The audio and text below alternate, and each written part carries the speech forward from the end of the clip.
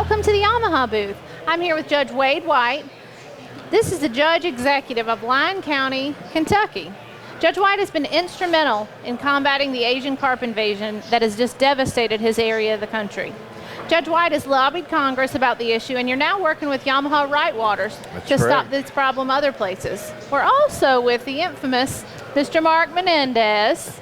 Mark, we saw you on that stage yesterday. Yeah, I made it up there and had a great classic, and always proud to be here at the Bassmaster Classic. We're so glad to have you. Now, I know you've been really active as well with this Right Waters movement and the invasion of Asian carp. Can y'all tell us a little bit more about that? Judge, go first, please. Tell you what I'm going to do is I'm going to start it right here with a video, because I think people need to see exactly what we're talking about. So we're going to jump right into this.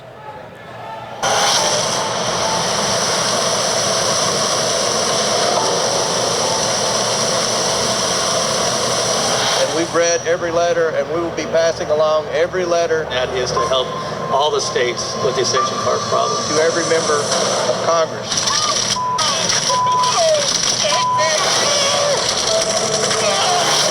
Anglers, recreational boaters, and anyone who cares about our public waters must become involved now. I urge each of you to contact your elected official, your congressman. Please write them. Bug them to death by email, phone call, and writing them to do something to support the legislative effort to eliminate or control the Asian carp. The threat on bass fishing from invasive Asian carp, it's growing every day. It's time that we get involved. It's time to act now. Go to waroncarp.com to see how you can get involved in this fight and help us save our waterways. Kentucky and Tennessee Fish and Wildlife Agencies, anglers, and some of our politicians are joining together to declare war on invasive carps. And what I'm doing is asking you to answer the call too. It's a fight for the future of our recreational waters, and I sure would like to have everyone on board.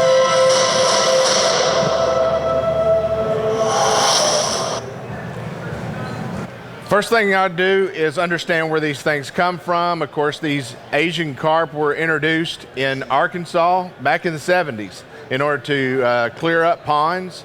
And what happened, those fish that were brought into Arkansas were in floodwaters. They washed into the Mississippi River, and here we go. They have moved up through the Ohio, moved up through the Cumberland, through the Tennessee, and then they invaded where I'm from, Lake Barkley and Kentucky Lake.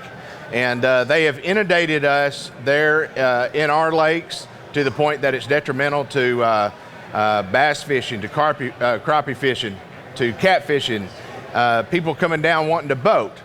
So it's been a very difficult thing to deal with over the past few years. You can see in this graph, this is how they have moved throughout the subbasin. Everything that you see in red is Asian carp. This is of my hummingbird. I was using it. You can see there to the right is a house foundation. The reason I put that on there, I wanted you to see what it looks like when you're coming up on these carp. They group together, they overpopulate an area, and as you come up on these, this is what it starts looking like below you. There it is, straight over a large group of Asian carp. They completely choke out everything else in there. They are filter feeders. They eat all the small stuff that all the other little fish eat, and they completely move other fish out of the way. This, another problem, not only does it hurt us with getting tournaments and our fishermen that are coming in, but it also, they jump out of the water, as you could see in the video. The silver carp will jump out, leap out, hit boaters. They'll hit guys on a tube. This guy right here, Jorge Tallwheel, last year was on a tube. He ended up with a concussion, broken tooth from getting hit with an Asian carp. So you can see what it does to tourism. One of the best things that's happened to us is Mark Menendez was talking about Asian carp when talking about Asian carp was uncool. And he's been very involved in it. He was fishing here yesterday. Tell them what you saw down there in Guntersville Lake. Well, the threat is real here at Guntersville Lake on the Tennessee River. Yesterday, I was skipping a jig under boat docks, and as I look under a specific set of boat docks, I see 6 fish. And they're all good ones, and I get excited thinking those are going to be a bass, Judge. And when I pitch my jig in there, I spook those 6 fish, and they were silver carp. the jumper, the one that you see the most of the Asian carp species, one of the 4 that we're dealing with, but they were silver carp. I positively identified them. And then in the official practice, Bassmaster qualifier Lee Livesey catches a 85-pound big head. Now, I was in your office talking with Andy Cardwell, a professional bow hunter. I asked Andy the question, Andy, if I wanted to go shoot the biggest bowfish fishing event I wanted to, where could I get the biggest big head carp in the Tennessee River? He immediately told me he would take me to Scottsboro, Alabama, and obviously that was true. Yeah, and you can see it's very important that we're able to do the things that we need to do in order to protect waters like Guntersville Lake and so forth. Let me show you some of the ways that we're able to remove these carp. One of the ways that we can remove the carp is by bow fishing. A lot of people have picked up that sport, but it doesn't remove enough of them. So there's other ways. We can use commercial fishing. Commercial fishermen go out, they spread nets out across a bay, and they're able to pull these things out with gill nets, sometimes 5,000 to 10,000 pounds in a day, and sell them. The problem is the market is weak. So the government has stepped up and provided subsidies to get the price per pound up enough so that these guys can make money. We've got to keep those subsidies going. That's why it's important that we get money from the government on fighting these. Another way that Senator McConnell was able to get us the unified modified method to come to Kentucky Lake just happened 2 weeks ago. They were able to pull out about 77,000 pounds in just a few days by corralling them in a whole bay. So that's another way, learning research on it of other ways that we can do this. Here's where Senator McConnell come in, went out on the boat with us to see the process going on. There you can see that's part of the unified modified method. Again, this is at Lake Barkley. This is in my county, and I want you to see it one more time. What you're seeing here is silver carp. And the reason these silver carp are jumping, that boat right in the middle run by Kentucky Fish and Wildlife are using electric shock. The electric shock freaks them out, shocks them, knocks them out, and you can see them starting to float there. They were able to pull up 2,500 pounds in just a few minutes, just right up there against the dam. This is the single most important video clip that we have. This shows the initial impact. This shows how many are congregated below our dams, and that's why we need another bioacoustic fish fence on each dam on the Tennessee River, particularly at Guntersville. And let me tell you what he's talking about. He mentioned the bioacoustic fence. It's a barrier that has lights, bubbles, and sound. Bubbles gives a wall. The lights and the sound freak the fish out and pushes them back, because what they're doing is they're repopulating on the rivers. They're cutting through our dams as barges go through, and then they're infecting our lakes. What we want to do is cut them off at the dams with barriers like you talked about. So we've got one in place at Barkley Dam. It's put there for research, but we're going to need more of them. Let me show you a few pictures. This is Senator McConnell and Congressman Comer coming down for the installation of it. And here's a video with our own Mark Menendez in it.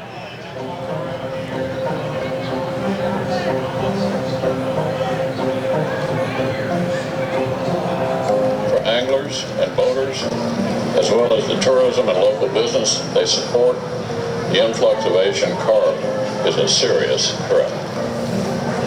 I've been proud to lead the war on Asian carp at the federal level, and my wingman and co-partner, Congressman Jamie Comer, and I are focused like a laser on trying to get this thing fixed. To confront a problem of this scale, we need to deploy every viable defense. So what I did was to bring together local leaders and the Trump administration to address this urgent threat. Earlier this year, we convened a meeting right here in West Kentucky that many of you attended. We're already seeing promising results of this joint partnership. An amazing day here on Barkley Dam in Western Kentucky. The bioacoustic fish fence is now working and in progress, and carp are no longer coming into the Cumberland River here at Barkley Dam. Studies will begin to see how effective the fence is and how good the results will be. This is the first effort from hours and days and months and even years of this coming to fruition.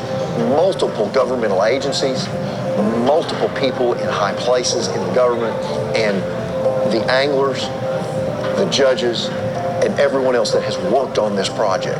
I'm so excited to be standing here today. This makes a huge vantage point, putting the focus of this study for the entire Mississippi River Basin, what this study can show in other places, stopping the carp from going further upstream on the Cumberland as well as the Tennessee rivers to East Tennessee and further. So we're at a magical place right now at the War on Carp. I'm asking for your help as well. If you're a local angler, or you're an angler that comes to my part of the world here on Kentucky and Barkley Lakes for vacation, and you've got pictures of fish that you've caught, let's show the world that Kentucky and Barkley Lakes are not dead.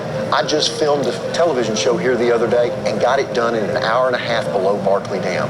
Largemouth and smallmouth abound here. Show me the pictures. Let's stop the rumors in which Kentucky and Barkley Lake is dead, because that's hurting our economy, that's hurting our tourism, that's hurting our people that are coming here to live and to have fun. We've got a great resource here on the Tennessee and the Cumberland rivers, the LBL area, and we've got plenty of fish to catch. So if you've caught a big one, let us see it. Put it on Facebook. Let the world know that fishing is still good here on Kentucky and Barkley Lakes.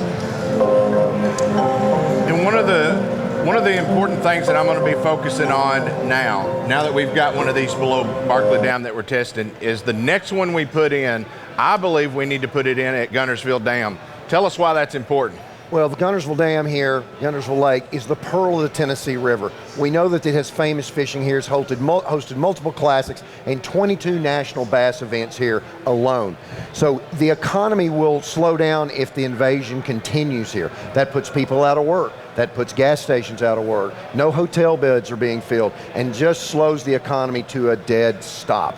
We need to stop it now, get ahead of the curve here, and put that barrier in place to make sure that Guntersville stays healthy.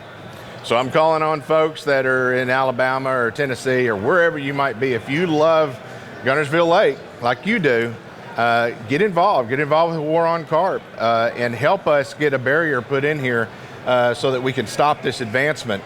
As you can see, these are some waters that if we don't do something now, they will have Asian carp in it, and I've got Guntersville there highlighted.